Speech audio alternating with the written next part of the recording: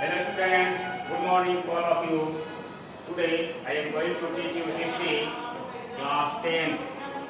Class 10 subject history, chapter number 4, and headline of the chapter is The Making of a Global World, lecture 1. Attention everybody, and open your books, history, class 10 history, page number 77.1. The headline of point 1 is The Pre-Modern World. The Pre-Modern World, यानी modern world के पहले विश्व में क्या स्थिति थी आदान प्रदान करने की, विश्व वर्ल्ड ट्रेड की क्या पोजीशन था। आप जानते हैं कि the making of the global world it means globalization, that is called in Hindi वैश्वीकरण। वैश्वीकरण की शुरुआत 20वीं सेंचुरी में होती है, लेकिन उसके पहले भी प्री मॉडर्न वर्ल्ड यानी आधुनिक युग के पहले भी विश्व के अन्य देशों का एक देश के साथ दूसरे देश का व्यापार हुआ करता था। आदान प्रदान वस्तुओं का होता था। वस्तुओं के साथ साथ लोग रिलीजियस प्लेस पर one country to another country में जाया करते थे। इस क्रम में ग्लोबलाइजेशन पहले भी देखा जा सकता है। Now attention everybody, what do mean by globalization? वैश्वीकरण होता क्या है, ग्लोबलाइजेशन होता क्या है, या making of the global world है क्या चीज? तो संक्षेप में हम बताने जा रहे हैं, globalization refers to an economical system of the world. विश्व की एक आर्थिक व्यवस्था होती है जो व्यापार के माध्यम से चलाई जाती है, which indicates moving of goods, moving of people in the search of job and moving of capital from one country to another country without any restriction। अर्थात ग्लोबलाइजेशन मीन्स वैश्वीकरण एक ऐसी विश्व स्तरीय आर्थिक व्यवस्था है जिसमें एक देश से दूसरे देश के लोग धड़ल्ले बिना किसी रोक टोक का अपने सामानों का व्यापार, वहां के लोग माइग्रेशन करते हैं in the search of job, job की तलाश में एक देश के लोग दूसरे देश में जाया करते हैं बिना रोक टोक का। एंड मूविंग कैपिटल, उद्योगपति और पूंजीपति लोग अपनी पूंजी को एक देश से दूसरे देश में इंडस्ट्री खोलने में लगाते हैं। इसी व्यवस्था को हम ग्लोबलाइजेशन कहते हैं, जिसकी शुरुआत 20वीं सेंचुरी में होती है, लेकिन इनडायरेक्टली या 15वीं सेंचुरी के पहले से भी देखा जा सकता है। कैसे देखा जा सकता है? तो आइए अब सिल्क रूट का हम एग्जाम्पल देते हैं। पेज नंबर 78 1.1 पर ध्यान देंगे। Silk routes link the world. China का सिल्क रूट ने कैसे चाइना कंसिस्टेड या belong in the Asia and its goods sent to Europe and Africa and other Asian countries. How, कैसे? तो उसके लिए चाइना का व्यापारिक जो रूट था वह सिल्क रूट कहलाया, और चाइना अपने सामानों को इस सिल्क रूट के माध्यम से सिल्क के गुड्स, कॉटन टेक्सटाइल गुड्स यूरोपीय और एशिया के अदर कंट्री में भेजते रहा। यह 15वीं सेंचुरी की बात है। The silk roads connected the world trade from the China to Europe and Africa.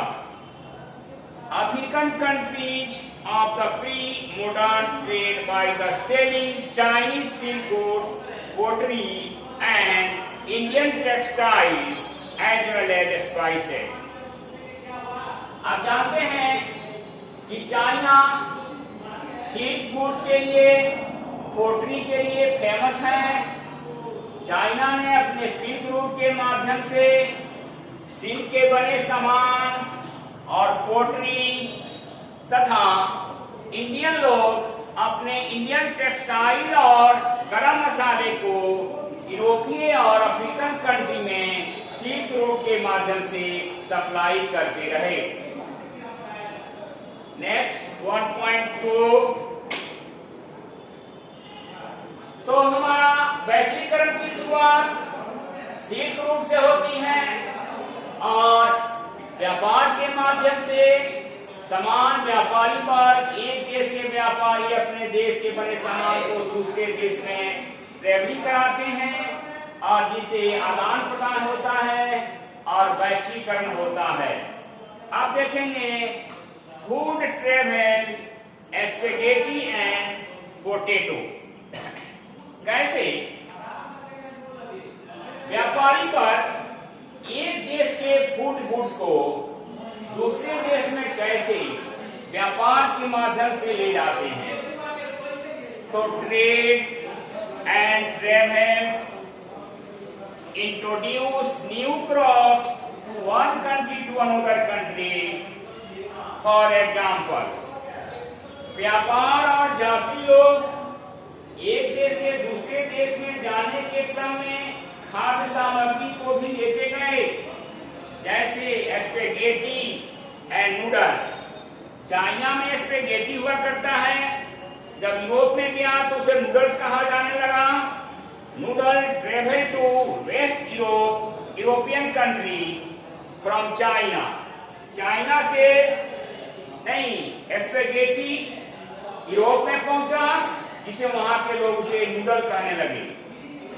इसके अतिरिक्त अब अमेरिका ने क्या क्या यूरोप और अफ्रीकन कंट्री और एशियाई कंट्री को दिया, तो सो मैनी कॉमन क्रॉप्स को, जो खाने की चीज है, अमेरिकन लोगों ने इंडिया को दिया। वह क्या है?